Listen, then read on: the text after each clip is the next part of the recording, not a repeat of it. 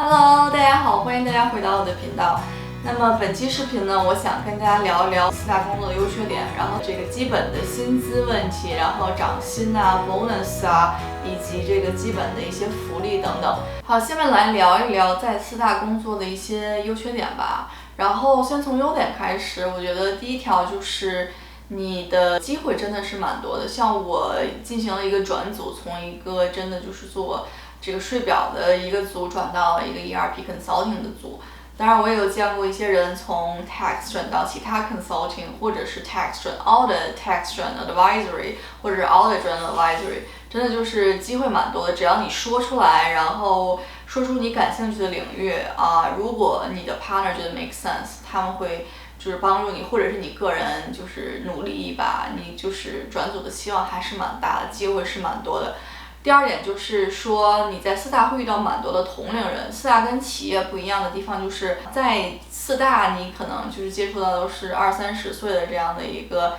比较年轻、刚毕业的一些小伙伴，然后大家年龄差不多，然后聊的内容也差不多，就很容易交到朋友。当然，你到企业的话，就是你可能会看到一水儿的大爷大妈这种，然后你们的聊天的话题也可能会不太一样，所以这是四大的第二点，我觉得是你真的是能交到一些朋友，特别是你跟你一起开始的一些小伙伴，他们可能会真的是你比较长久的一个朋友，因为你们共同经历过一些患难吧。第三点呢，我觉得在四大工作你能接触到很多比较大的客户，像我现在的项目以及上一个项目，客户都是非常非常大的客户，因为我做那个 SAP implementation 嘛，然后只有大的客户他才能就是付得起这个四大去给他们做咨询，然后只有大的客户才能付得起 SAP 的这个 software 这个费用，所以会接触到很多大的客户，接触到很多他们内部的这个 structure， 然后接触到他们大公司里面的人。这个对于刚入职的一些朋友，真的就是我觉得最起码在你职业刚开始的前几年你吃过见过，这个是非常重要的。然后，而且你在四大能接触到一些很前沿的科技，因为四大其实它每年有很多人，然后它的收入也是蛮多的，所以它其实是有一些钱去投资在一些前沿的科技，因为它要保证它在市场上的竞争力。当其他的几个公司有一些新的这个前沿科技产品推出来的时候，它需要保证它自己不在市场上被淘汰，它也需要购进一些前沿的科技产品，然后同时也来培训他们的员工，然后最后能使他们的员工来帮助他们公司 build 一些新的科技产品，所以你在四大会接触到很多这个比较前沿的科技。下面一点，我觉得这个四大的工作整体来讲，我觉得比较 flexible， 相对企业来讲蛮 flexible 的，就是说像 consultant 他们会周一到周四出差，然后周五就可以在家工作嘛。平时你假如说出去吃饭吃个1-2个小时，其实是没有什么问题的，就是 as long as 你没耽误任何的会，或者你没有耽误任何的 deadline， 这些都是就是没有太多人会去管你这些事情，所以我觉得整体还是比较 flexible。还有一点，我觉得就是如果你有四大的经历在你的简历上，会对你找下一份工作帮助蛮大的，因为只要是你在 accounting finance 领域。因为四大的 reputation 在那边，你要想撬到企业的话，四大是很多企业的高管，他们以前也是四大就是毕业的嘛，他们知道四大可以在短时间之内培养出一批人才，所以他们相信四大出来的人会就是在工作上没有什么问题。所以就是如果你 stick with accounting 或者是 finance area，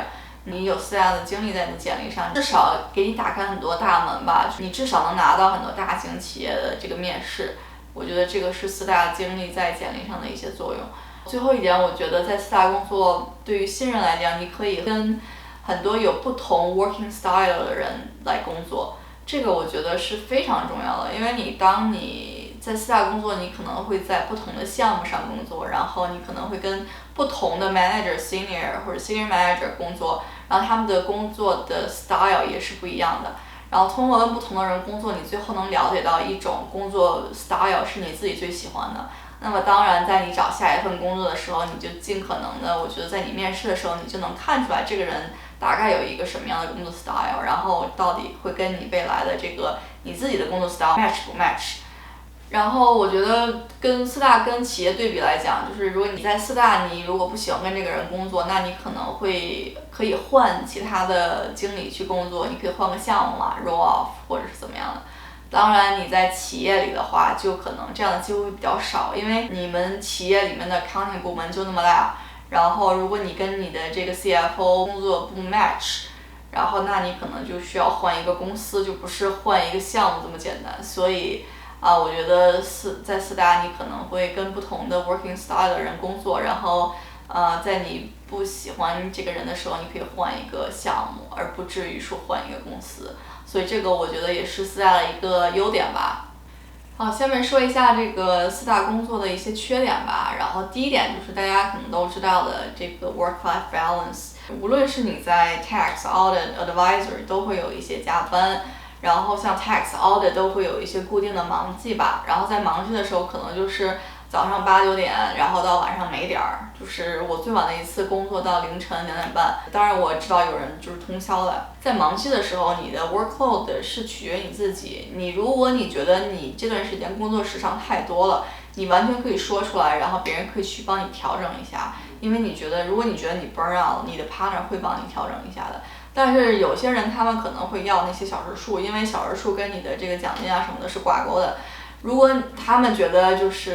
我就想要一个好的小时数，那可能他的这个，你看他每天的工作量就会很大，就是每个周下来可能都会100多的小时数，这个还是蛮恐怖的。而且对于这个有忙季的人来讲，他们的非忙季的时候，其实他们的小时数还算比较正常，就是大概可能40或者甚至于不到40。对于像一些做 consulting 的人来讲，现在我目前的小时数就属于50到60每周，所以总体下来可能1年下来的小时数要比那些有忙季的人的小时数更多。而且 consulting 需要面临的一个问题就是现在有新冠问题，我们不需要出差，但是如果没了新冠，就是要回到正常的出差，周一到周四出差，周五、周六、周日在家待着。当然这个对于你年轻，你这是单身或者是你还没结婚没有问题。当然当你结了婚有了小孩，这个我建议大家慎重考虑 consulting， 因为你需要常年的出差，你要想要兼顾家庭的话，其实相对来讲还是蛮难的，我觉得。这是第一点。第二点呢，我觉得四大是一个非常的有这个 hierarchy 的这样的一种公司文化，就是说一个 work paper 或者是一个税表可能会经历这个好几层的人的 review。你可能这个工作你5点就做完了，但是你一直没有得到 feedback， 直到晚上9点。如果你晚上9点的时候，你的经理跟你发了一个邮件让你改很多东西，然后你又知道这个东西是今天 due 的话，那你可能就要改到凌晨12点。所以这种事情是时有发生。所以这个可能就是四大的一个文化吧，就是需要层层的 review， 然后才能发给客户。相比来讲，尤其是一些这个 startup 或者是创业公司，他们可能会觉得，如果你已经干了几年的话，希望你去整个你自己去 own 这块业务。当然这个同时你的责任可能会更大一点，但是你与此同时你也不用再去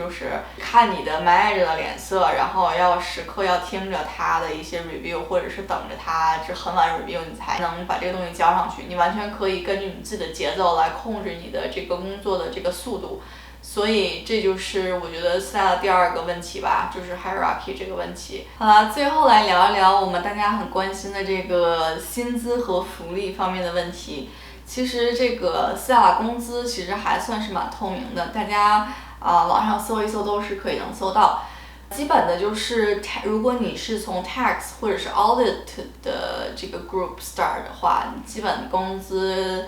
是6万左右吧。然后如果你是在大的城市，像纽约或者是三藩，可能加个5000。然后你如果在小一点的城市，可能减个几千，但大概其就是这个样子。consulting 的话可能会多一点，7万到8万不等，然后也是根据你城市的这个 location 的问题来决定。然后除了工资之外，每年会有一个这个 raise， 一般就是第一年、第二年，第一年可能就是5%到10%左右，当然也受这个当年经济的影响，像今年这个由于新冠的问题，可能涨幅就不会很大。如果你是 promotion year， 你的工资会有一个 big jump。然后也是每个人跟每个人的情况不是很一样，大概也就是10%到20%左右的涨幅吧。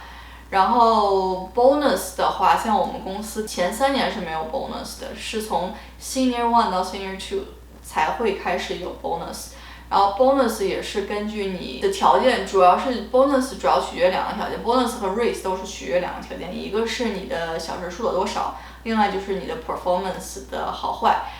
如果你这2个都很好，那你肯定就是 raise 和 bonus 都很高。bonus 的区间大概是在5%到20%不等，真的就是分人，看你的工作小时数以及你的表现。我们公司除了这个基本的 raise 和 bonus 之外，其他的一些福利就是大多数公司都是有的，像 401k 一般会给你 match up to 6% of your 401k， 然后但是只 match 是25% of 6% of your 401k， 所以其实算一算就是我觉得我不知道我算的对不对1.25%。大概是这个样子吧。然后除了 401k 之外，我们是有 pension， 是在第3年开始给你 pension。除了 pension 之外，还有基本的保险，就是医疗保险、牙医保险、眼睛保险，主要这3个保险。然后还有的就是我们公司有500的健身费，就是你可以 spend up to $1,000， 然后公司给你报50%。除了这些，其他的一些福利就是像如果你第1年考过 CPA， 它是 CPA 所有费用都会报销，然后 CPA 第1年考过给你5000的 bonus， 第2年考过的话给你3000的 bonus。如果你加班的话，像在我们税务部门，你就忙季的时候，你在公司就是你的 billable hour 每天超过11个小时，你就可以报1顿晚餐。然后周末加班的话，你 billable hour 超过6个小时可以报3餐，然后你周末加班超过6个小时，平时加班超过11个小时，你可以打车什么都是全部报销。然后对于 consulting 来讲呢，你就是周1到周4，因为你要去 client site 嘛，你的飞机票、酒店，然后每日的3餐，然后租车什么的全都是公司报销。然后周5回来什么的，就是完全的自己的费用。当然你在 client side 就是任何事情都是公司报销。大概其就是这样吧。然后别的公司可能也会，其他的几家4大应该也是差不多。所以总体福利还有一个就是 PTO 是25天，这个我觉得还是蛮好的。但是大多数人其实都是用不完的，